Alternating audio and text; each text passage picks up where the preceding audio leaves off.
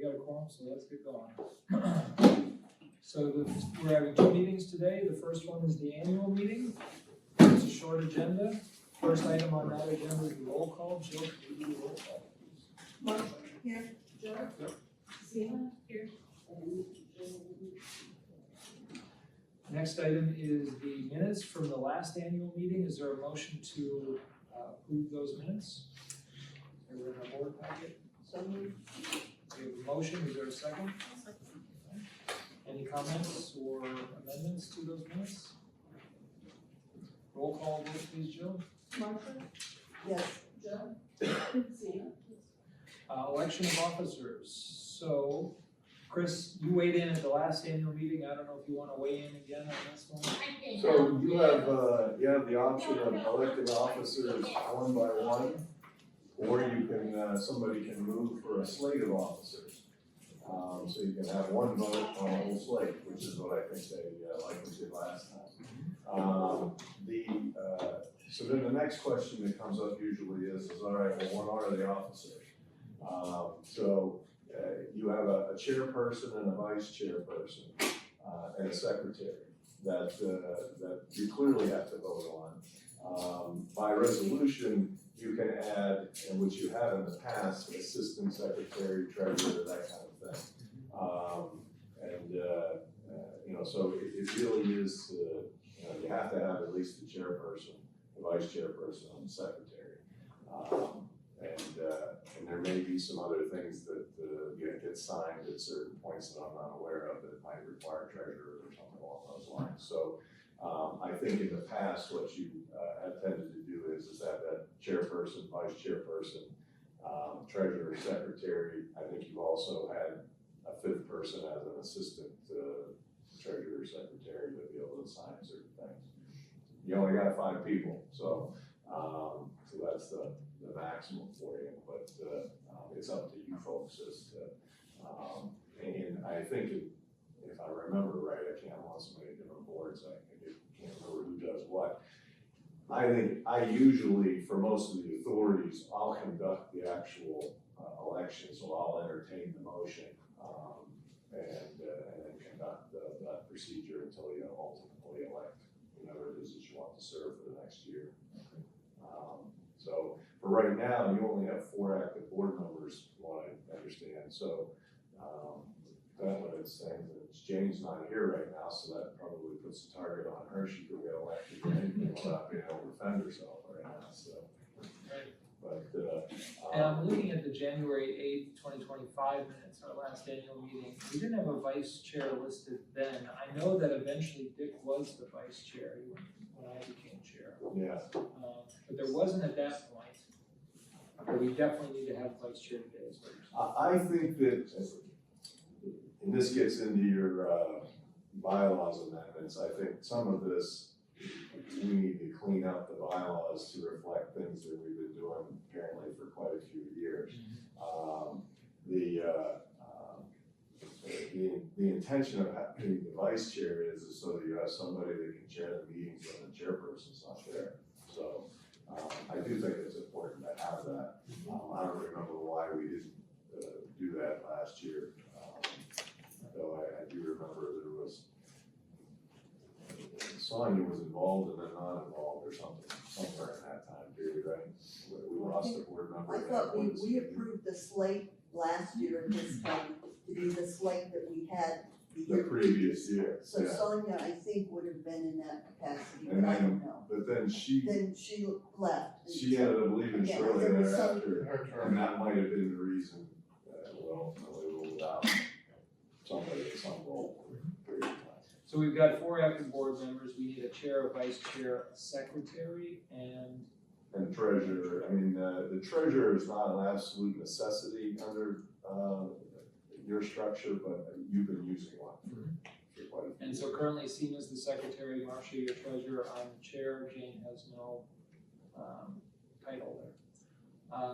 So does anybody, I mean, you're gonna conduct the actual. Yeah, so I would just ask, I mean, we can either have a motion for a slate of officers and vote on the whole thing, or if you wanna go one by one, we'll do that.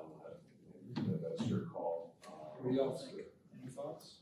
I think go one by one.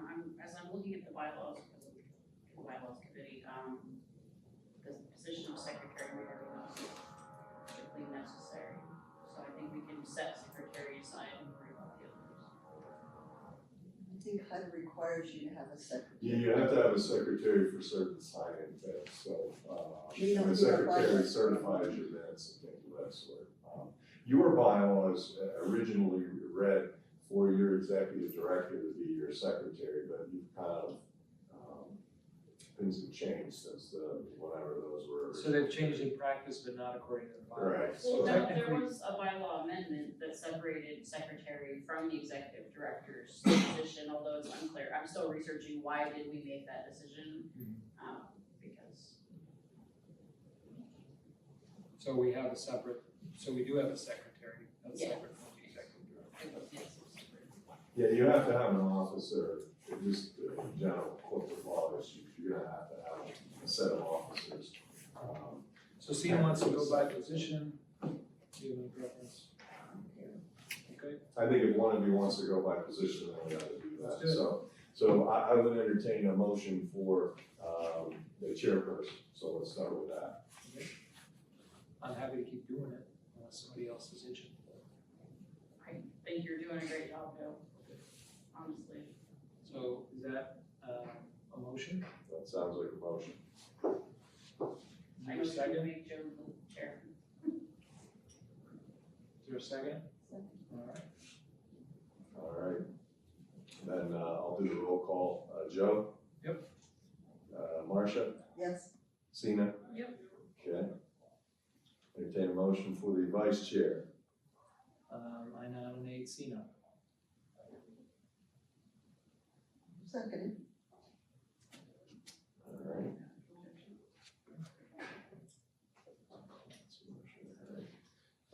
Roll call vote. Joe? Yep.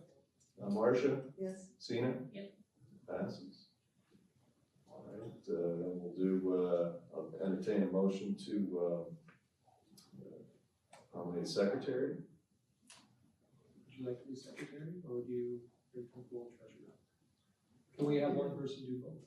You I've can. been doing treasurer forever, so, well, again, I would think it would be helpful to Jane to do some things, so. I would be Jane secretary. Is that a motion? Sounds like a motion for Jane. I'll second. Okay. We'll give her a round of applause when she gets there. All right, roll call. Joe? Yep. Marcia? Yes, Sina? Yep. Okay, and then for treasurer. I'll nominate Marcia. I'll second. All right, roll call. Joe? Marcia? yes, Sina? Yep. All right. Alright, so we have our officers. Yeah, Anything else, officers. Chris?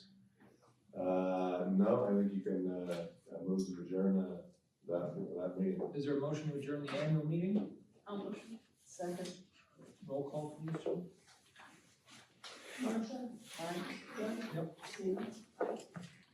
Alright, so now moving on to our regular board meeting, our first meeting of this year.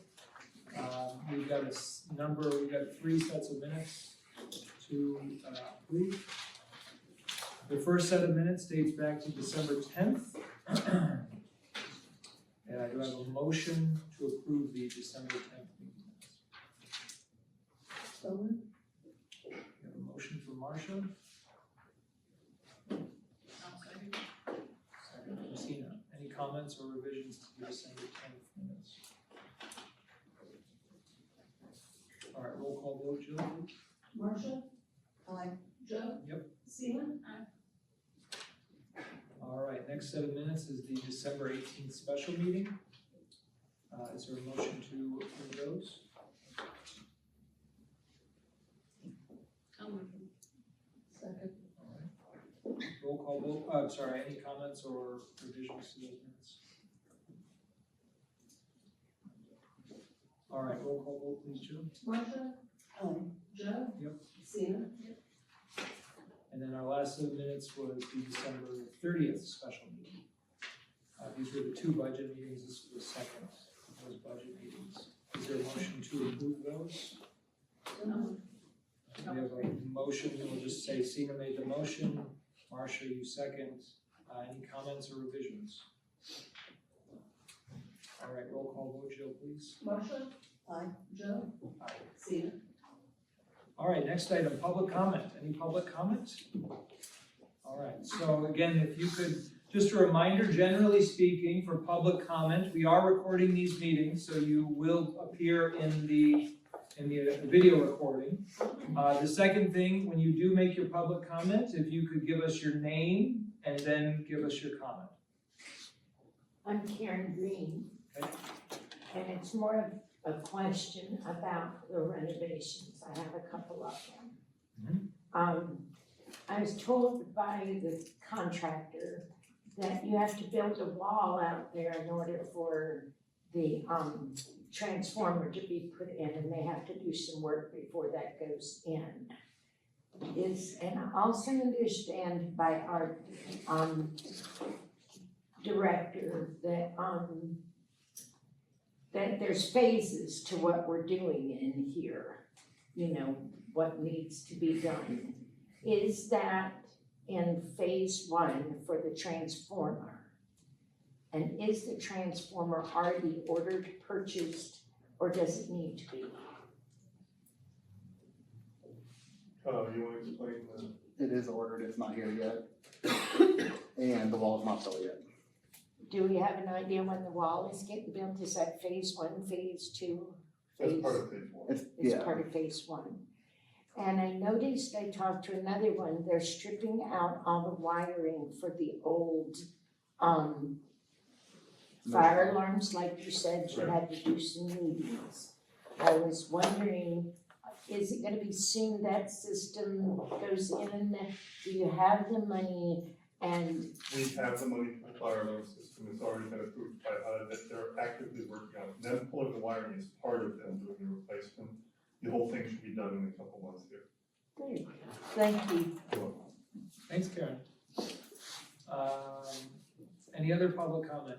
Yes, my name's Karen Fitzsimmons. And the question I have is there a reason why there's no hoods over the stoves in the new apartments?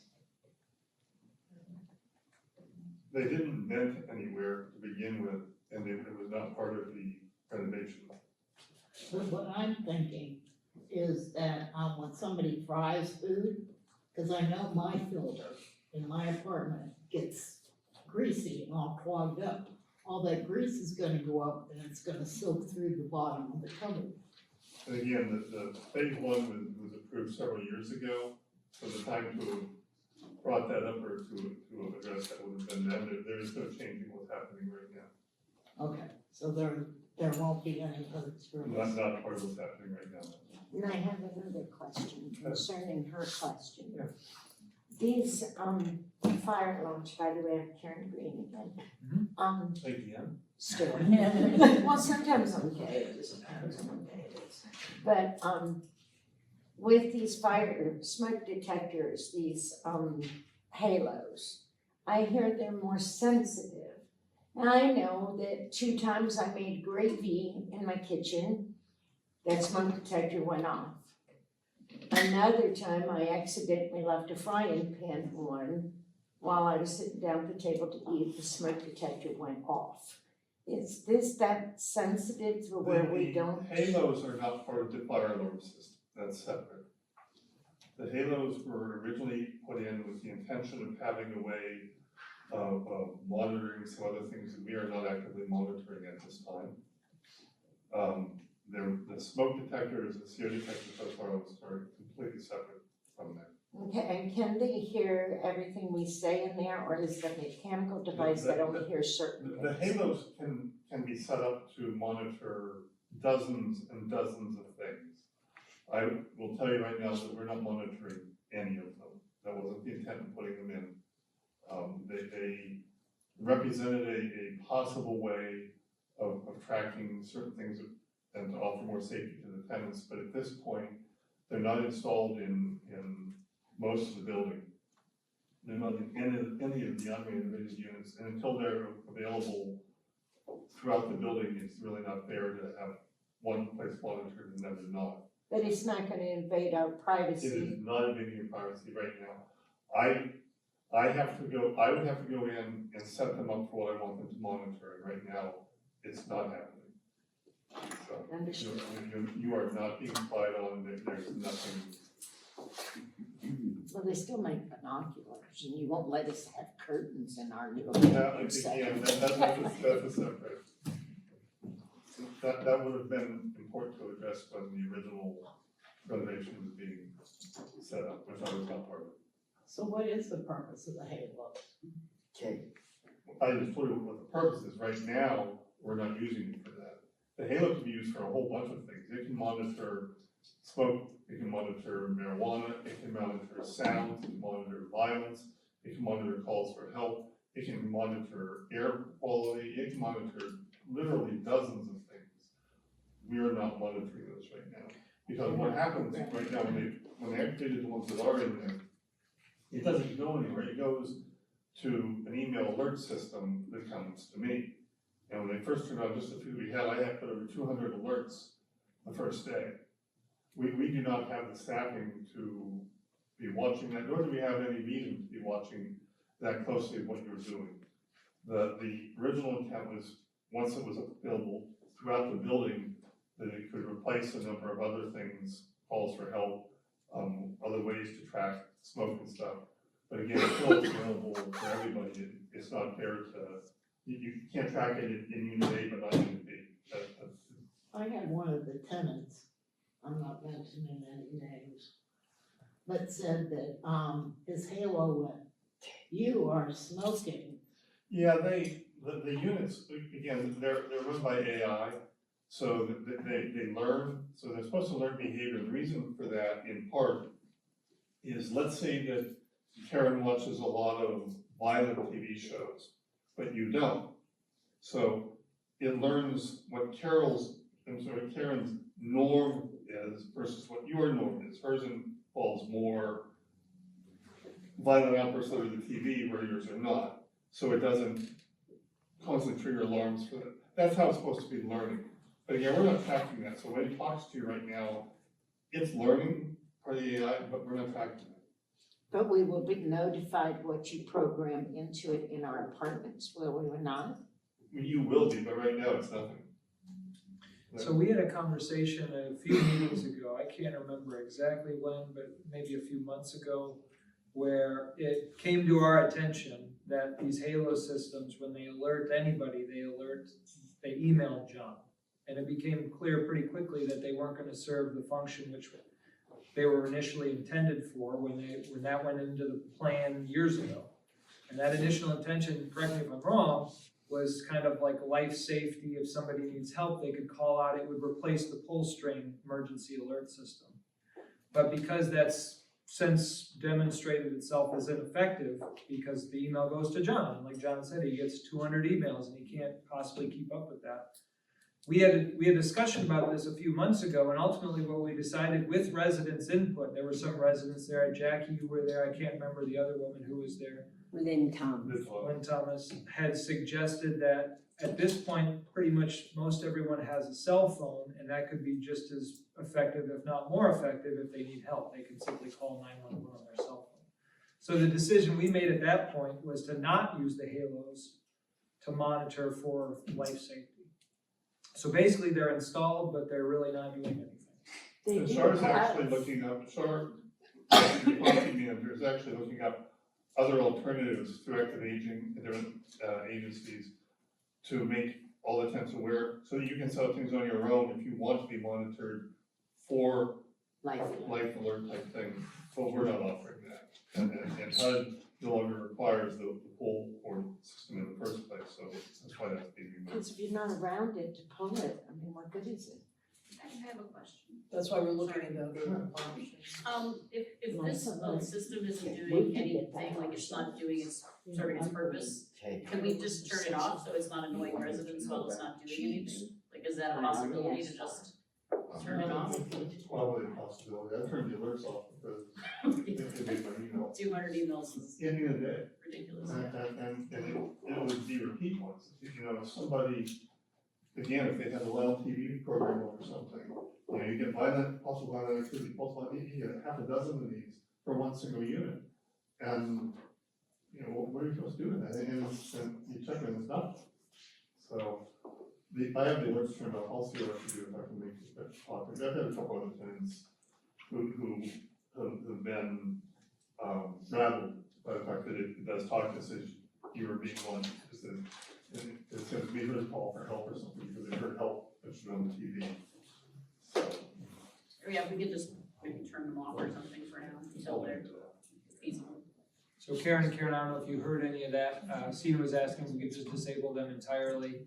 I don't know if you have any thoughts. Again, I wasn't around when this decision was made. I don't know how much input residents had on this. Is there a decision. way to, make it to where they can actually smell smoke or fire without all oh, the it's other not, options? it's not part of the fire alarm system again, there are other devices for that, it has nothing to do with fire alarm system being put in. Okay, We would just disable them so that they wouldn't say things like, we know Karen's watching scary movies, stop watching so many scary movies. sometimes it's me.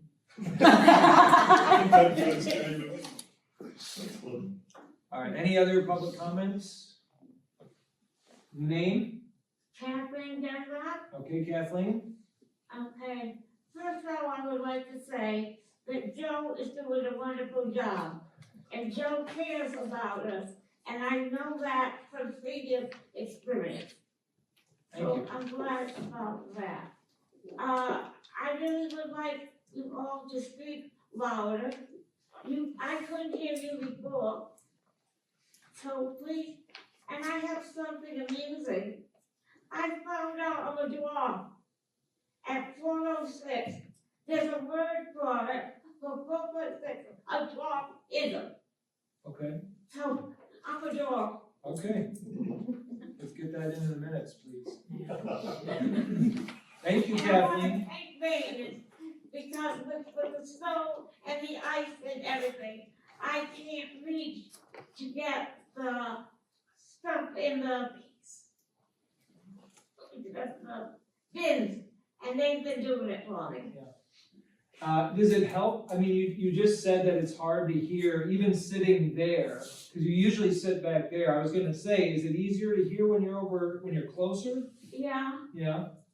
I mean, I would be okay if you even wanted to pull up a chair at the table, if you could hear better, if you wanted to pull up somewhere around no, here. I'll just have to experiment, but yeah. Okay, One person that I can't hear all the time, because to me he mumbles, is Kyle, and I'm not trying to say it just to criticize him, but I rely on Mike Crowley, because he does such a wonderful job, that I wait to sign a minute.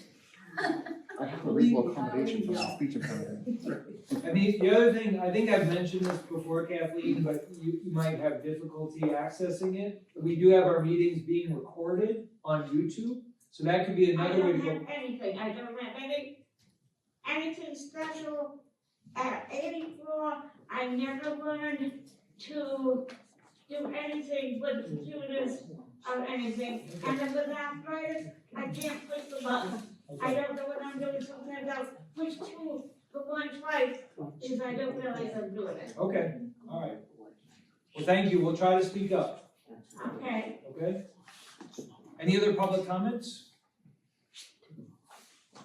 All right, then, resident council reports. Are there any resident council reports? The meetings are still going well for Bill and the hospital. Is there an update on the, as long as you're here, what's the status of the Holland Towers resident council? I have checked into it. They've all told me that they can speak for themselves and they don't want a council, but I also know that, certain things benefit, like their MOU money, and though we need more clarity on what it can be used on instead of what it can't be. And yeah, it gets them involved, but will anybody step up to be council? I think we're all feeling a little, I don't know, inadequate for the situation, more so than, you know, and they don't wanna be ruled over, they're grown-ups, they're adults, and that's a big thing. but there's a plus and a minus to a council, and,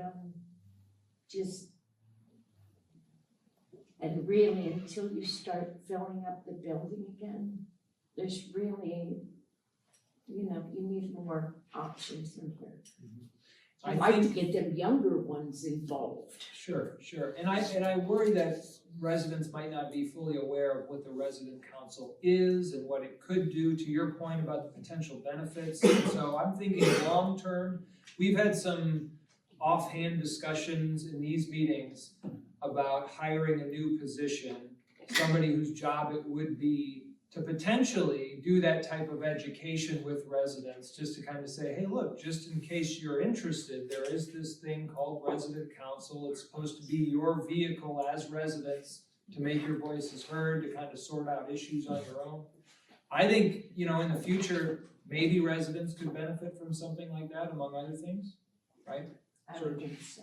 Because it's pretty rare for any apartment complex to have tenant councils or resident councils. So I think most people are just unfamiliar with the idea, right, and might not know about it. Okay. Can I say something? Sure. I would love to have the resident council back, but my thing is when I came down, they told me there was no meeting to go sign, write them a letter saying you wanted to resign from council because someone was sick, someone left, there was different reasons. And I figured, why should I resign when it's not? So I didn't even sign a letter from resident council. So legally, I'm still on resident council, even though there is nothing. Because why should I punish? We are something that isn't. So I know in the past that you all have invited board members to your meetings when you did have an active resident council. I think if you're at all interested in sort of rebooting it or getting it started again, I personally would be happy to meet with you all as residents, even the kind of inactive resident council as it is. I'm sure we've got staff who could help you out, but again, in the future, we could combine that with something like resident education on something like a resident council to help you all get back up on your feet. And I think a lot of it too is, you can't miss 3 consecutive meetings. Some of us have not had time away, vacation or anything that might call us to be extended. Sure. And we're not gonna be here anyway. Yeah. I mean, I have a trip coming up I wanna go on in spring. And that I ultimately, need to. ultimately, this is your council, so it's ultimately gonna be up to you all as residents if you really wanna restart this thing. So the initiative's gotta come from you, but I think you've got help if you want it.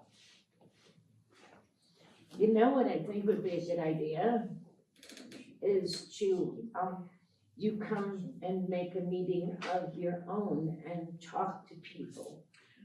I mean, I think it's better if you all do it, since it's your organization, right? If you guys wanted to schedule some meeting and invite the board or certain board members, again, I can't speak for everybody, but I'd be happy to show up. But this is more to my point that this is your organization. This is not like the board tells you what to do. This is your organization. I think there's a conflict too on elections. Now, there's a lady that works for housing. She knows those papers just like I do. And I think it's more or less there was such a struggle in power play and things that happened with this entity before I got here, I can't witness, okay? But I think it's a standoff or a contest of which I'm not going to say what kind, between the 2 entities and who belonged and who didn't. Like elections. Well, they're supposed to come in and make sure it's run properly. It is in the papers. There's a question on boundaries between the 2 entities where I don't see the harm in housing talking to the president of the council to say, I'd like to come to your council meeting and talk to these people without taking over the council meeting. You have a set amount of time, you talk that amount.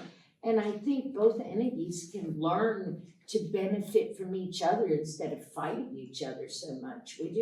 We're old people and sick people, and we don't want the argument.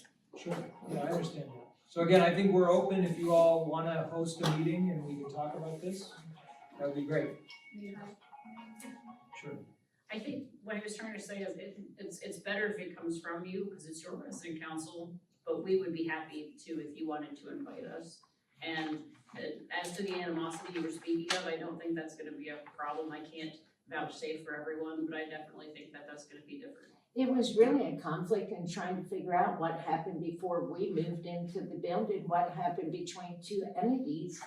And it really didn't matter, I mean, I'm hoping now we can put the past behind us and just move forward with what we have, and I think you'll find things are gonna be a bit friendlier. if you can find a way for me to set up this meeting, what procedures I need to do, I'll be glad to do it. And get the people in here. Yeah, so I think, again, just for the sake of time, we wanna keep moving on our agenda since the focus, this isn't even an agenda item for us, the resident council, like rebooting the Holland Towers resident council. But you do have Barb who can help you with that as well, you've got us, I think, again, the ball is in your court. She knows those papers like the back of her hand. Okay. She knows how it's supposed to be run. So if you reach out to Barb, if you reach out to us, we can try to help as best we can. Ask me. All right, so moving on then to the report of the acting executive director, John. Or, I'm sorry, I shouldn't say executive director. I'm not acting anymore. Yeah, Oh, wow. Really There goes good. that. All right, John, what you got? No, we installed, we installed the new computers, at the learning center for us. What was originally thought would be a one or 2 day thing turned into about a month-long process. But they finished most of it up yesterday, everybody has, new computers up and running and they seem to be working smoothly. A couple other quick things, as I mentioned, as we talked about before, we had reached out to Penny Campbell from Fair Housing, about how they have a residential coordinator who's a position like what you were saying. And I reached out to her through LinkedIn, took a couple weeks before I heard back from her, but they funded it through a fair grant. And I haven't had a chance to set the meeting with her yet, we will be doing that. I did look on my own into the fair grant. Fair grant is the Pennsylvania Housing Affordability and Rehabilitation Enhancement Fund. And it could be an option for us, but it won't be an option for us this year. They opened it up, at least for this year, they opened up the application process in September and closed it in November. So for 2025, I'm sorry, for 2026, it's closed. We could consider that to try and look for funds the following year, but we can find other sources as well. That's really the whole I have. I don't really have any major, just moving forward on the capital fund grant program. There isn't really anything major to talk about in either of those at the current moment. Either the fire alarm system is proceeding according to plan. They have also started the what he voted on last month, where they're gonna reline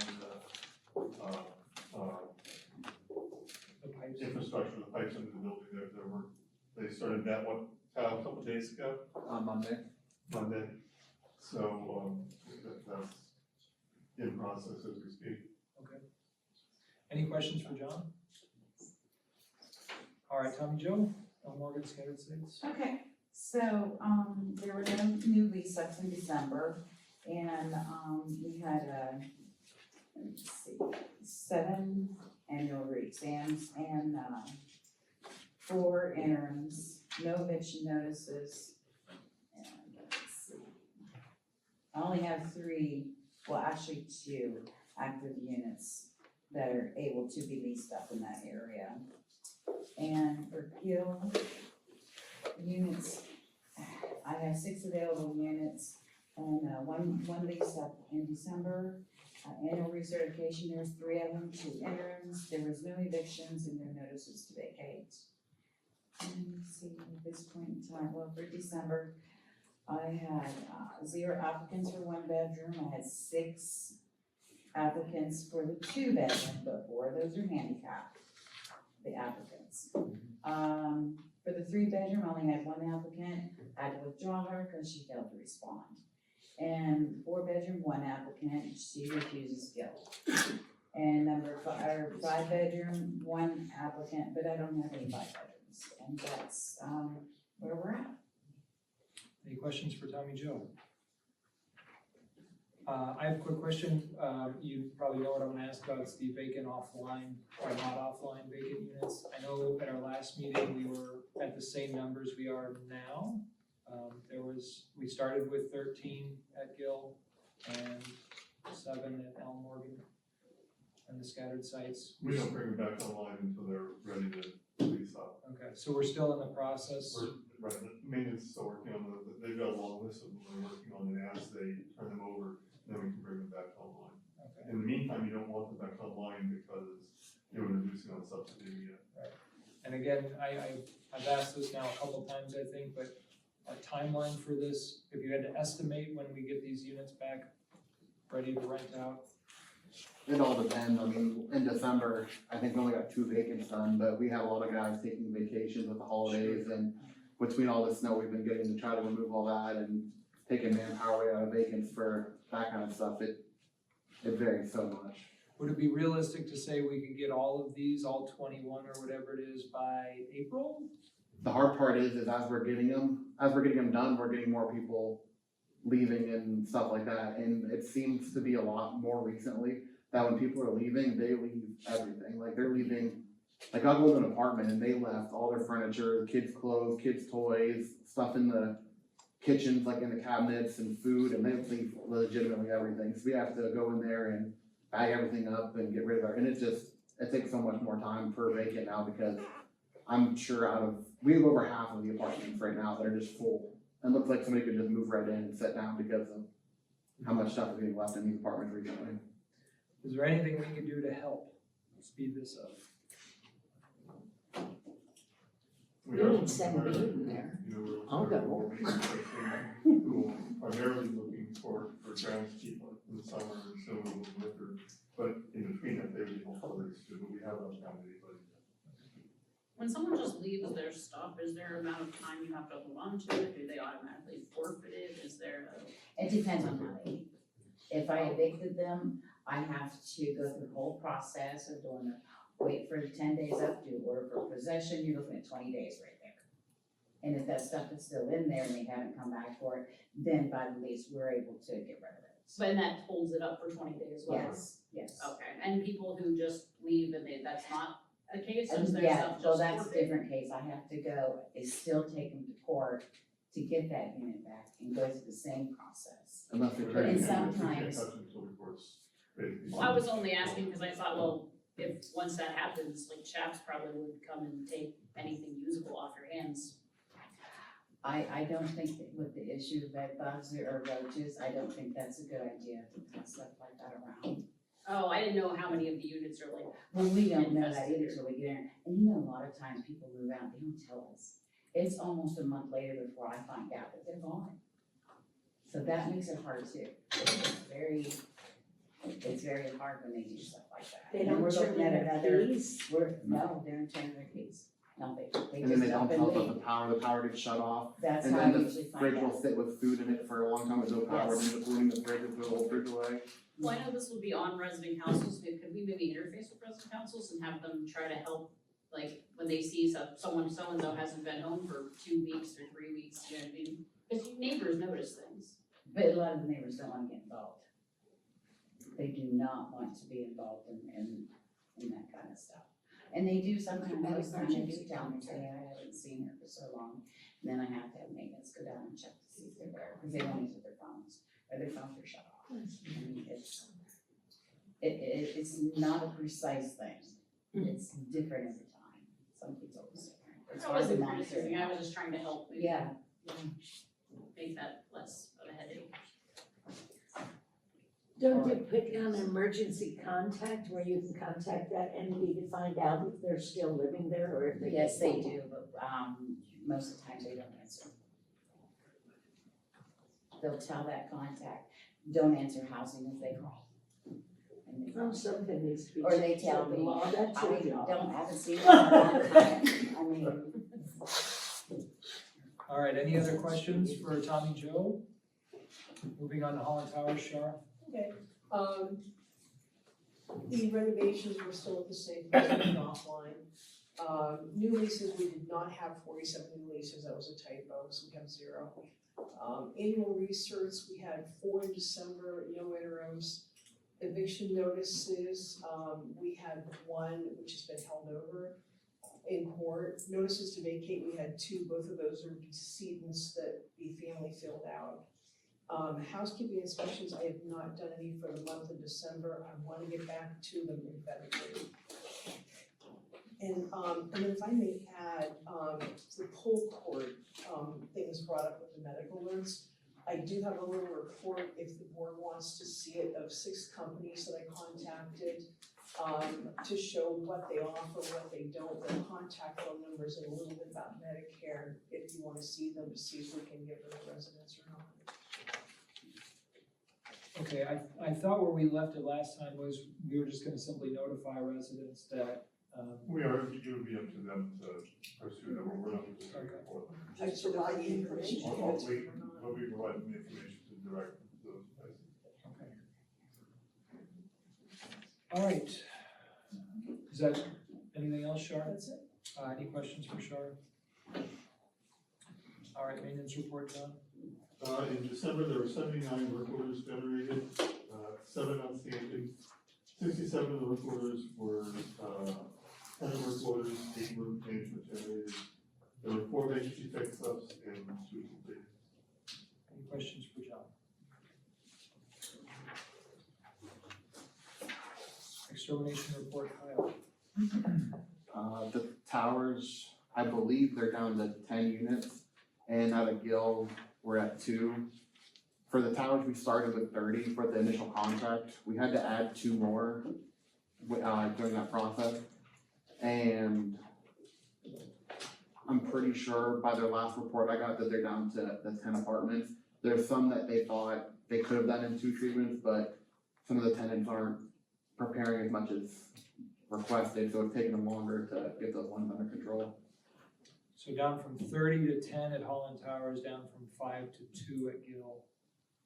It's pretty good. As far as those remaining 10 and those remaining 2, we go back with our service guarantee and we say, Yeah, I actually had, so our licensed exterminator just had a baby not too long ago, so he wasn't able to go back to do the follow-up. So I had 2 of our other guys go through and do inspections on the ones, because I have a calendar where I have the 30 days when they're up, so we can get all the inspections done before to make sure. And on the first batch of the 30-day follow-up, there was only 2 that they had to go back to retreat again. okay, so those numbers then are expected to drop even further next time? Depends on how much cooperation we get from the residents that are having issues with. So we went back to Ehrlich, we said, hey, there's still 10 units. Are you going back? I'm sorry if I missed it. No, so they sprayed all of them, and then there was a group that they had to go back to do more treatments on because the 2 was not gonna be enough with the amount of bugs they had or with the non-helping of prep and everything. Okay, So then those ones, their 30 days keep getting pushed back until like whenever their last spray is. So okay, I keep track of what apartment and when their last spray was, and then we try to notify them 2 days in advance, go in, inspect those apartments before the 30 days is up, and then let them know if they have to come back for any other ones. so the 10 at Holland Towers, the 2 at Gill, those are all units that require an additional treatment. Well, the Gilmore Village, we're doing ourselves. The Gill you're doing yourself. We're not having the company do those ones. So the 10 at Holland Towers, that required additional spray. Every time they do an additional spray, the 30 Get pushed back. days gets pushed back. Yeah. And when was the last time they did the additional spray for the 10 at Holland Towers? How They much- were here today. I'm not sure which ones they did today off the top of my head, but they were here today, spraying a couple. They were here yesterday too, because I met them here. Yeah, it's tricky to keep track of because they're not doing everything at one time. They're doing like this batch here, this batch this day, so I have to make sure I keep an eye on what day they're doing those, so I know when the 30 days expire. Any questions for Kyle? Yeah, I do have some. Isn't there a way that, I mean, people, this all started with somebody not believing in killing bugs and letting them keep reproduce without calling you. If they don't let you in, or they don't call you, you guys are putting out all this money for exterminations. Why not make them pay for their own exterminating in their apartment, or fine them? That's not a question for me. Who's it a question for? That's really not practical. The nature of That's a lot public of housing, money. unfortunately, is that when you're offering affordable housing to people who often have nowhere else to go, you're going to have people come in from time to time. So how do you get in there? Al? And they're gonna keep on spreading. Well, that's why we have sprayers. Yeah, so Karen, you know, this is, as you know, this has been a long-running problem here for years. And a part of the problem, as people have said, is tenant cooperation. And so that's part of the difficulty right now. A big part of the difficulty is also just doing a kind of comprehensive treatment and having the staff power to do it. The guys who usually have been doing the spray, they told us that they needed some help. So we hired this outside contractor, this company Ehrlich. They're the ones they came in, they did a comprehensive survey of all the units. That's when they identified over a month ago, 30 units here, whatever it was at Guild. And so we made progress on that front. There were some units that require additional treatment. Like Kyle said, there's still some residents that are being uncooperative. I think that's something we're gonna have to continue to deal with.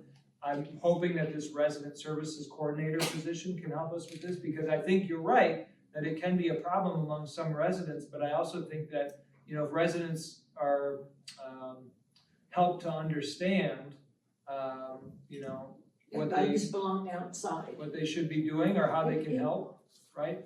So that seems to be that there's a gap there. So it was many, many months ago that it was recommended to us that we seek out a resident services coordinator, somebody whose job it would be to work with residents to help get things prepared, because our maintenance crew is overworked, right? They can't come in and do Some that people work. just won't let you in. They won't even notify you that they've got them. Well, so in that case, then we look to our attorney and we look to other procedures that we might possibly implement. But again, to John's point, this is a last resort for a lot of people. I personally don't want to kick anybody out. At the same time, you're right, it's a tough decision to make when somebody's being uncooperative. That's like three different, that I know of, 3 different companies y'all had come in here to do this job. We are also getting a little bit more help from like SPA when I'm aware. But we can't just call them and send them in, we have to have permission from the tenant for them to work back and forth. But we do have 2 tenants we can really get involved with. Isn't there if somebody won't let you in their apartment to exterminate their bugs, if they refuse 3-4 times, then have them evicted. Cause it's not hurting them, it's hurting All us. of us. And like Joe said, the ultimate, with some of this, that's when we get our solicitor involved. But that's the last resort, because most of the people have nowhere else to go, that's why we exist. I think that's why they leave all their stuff in their homes, because they have no places to go. I know this, but it doesn't, that, We're working on, we're doing the best we can, and we'll continue to. All right, section 8 vouchers. Melissa. We have 168 units under contract, 1 poured in, 0 poured out, 23 VASH vouchers are filled, and 1 homeownership. There's 342 on the waiting list, 2 outstanding vouchers, 0 new contracts, 19 recertifications, 3 interims. Our total for December was $64,885. Any questions for Vanessa? Thank you. Anything you need from us? Richard? Yep. We did, I did 38 inspections, 21 pass, 13 fail, 4 inconclusive. So the ones that are failing, are they the same ones that are failing that the last? They are going over to the next month, some based on when I do the inspections per month. If you look at this list, you can kind of see how that works out. And so, is that just a few stubborn landlords who are doing what they need to do? Sometimes it's my schedule. You know, if I have to give somebody 20 days and I go to my calendar and I don't have an opening for 33 days, then they get 33 days. You know, so it carries over to next month, I guess. Does that answer your question? Yeah. I already asked, but I'll ask again. Any questions for Richard? All right, moving on then to applications, John. Sorry. Oh, sorry. In December, we got 16 applications total for 1 bedroom, we got 2 paper, no online. For the 2 bedroom, we had 1 on paper, 6 online. 3 bedroom, there was 3 on paper, 3 online. 4 bedroom, we had 1 paper, none online. And there was no applications in December for the 5 bedroom. Any questions for Jeff? So I know you've been working hard to get that application process. Everything filed up through December, I'm working on getting everything in, I was able to get couple, getting the files to Tommy Joe today, Oh, great. so we're getting there. Barb? The Amigo Housing Resident Council had their Christmas party on December 29th. Over 42 children received presents. There was a raffle that was held and kids received a toy of their choice. We also had pizza and refreshments were served. All the pizza was donated and all the pizza shops. Gil was going to have their party on the 29th as well, but all of the council members were sick. So they didn't have the party, and they're gonna have it on January 19th, Martin Luther King Day. Again, there's gonna be pizza and refreshments that will be served. In February, the children will be heading to the Mark for ice skating, and all residents will receive flyers. And for today, the senior food box, which was today, residents received butter that was placed on top of their box. The Kilted Kiln will return to Gil and the VFW sometime in February or March. Any questions for Barb? Thank you, Barb. Sorry, I lost my place in my notes here. All right, moving on to the items for potential deliberation and action, resolution number 8 regarding the integrated pest management plan policy. So we had a special meeting on that a while back, I think it was late October. And then after that meeting, we decided to make some revisions to that policy. It appeared on our agenda in November, if I'm correct, and then we just missed our 30-day comment period, so that's why it's on our agenda today. Is there a motion to approve that resolution? Is there a second? I'll second. Is there any further discussion, questions, revisions? All right, I guess I would just say I'm glad that this is finally happening. It's been a long time coming as well. It's not gonna solve the problem for us, but it puts a framework in place and some standards that we need to meet. And I think we're working as best we can with the limited resources we have to try to meet that.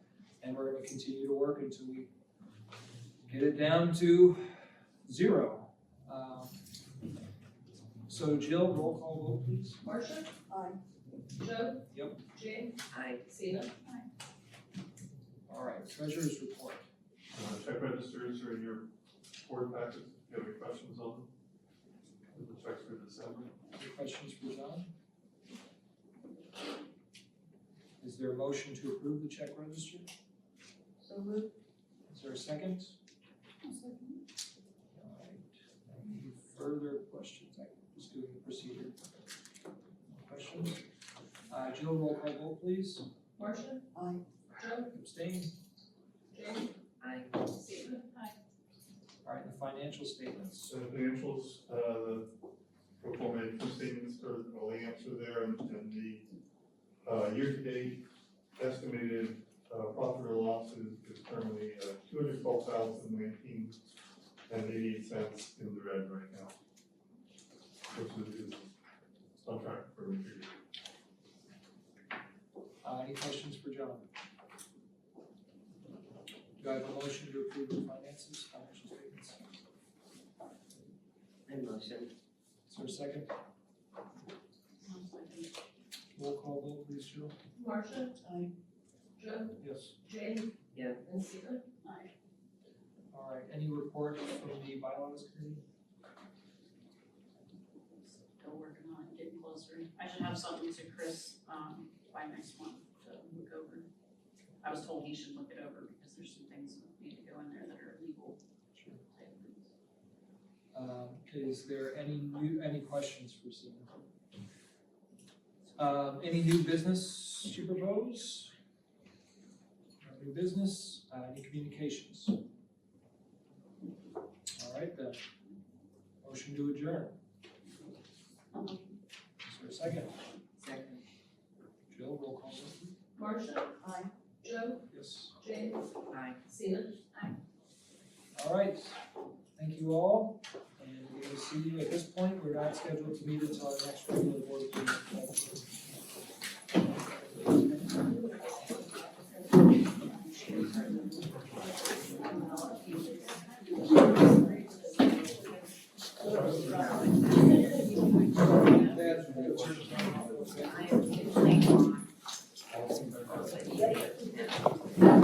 How you doing, Iris?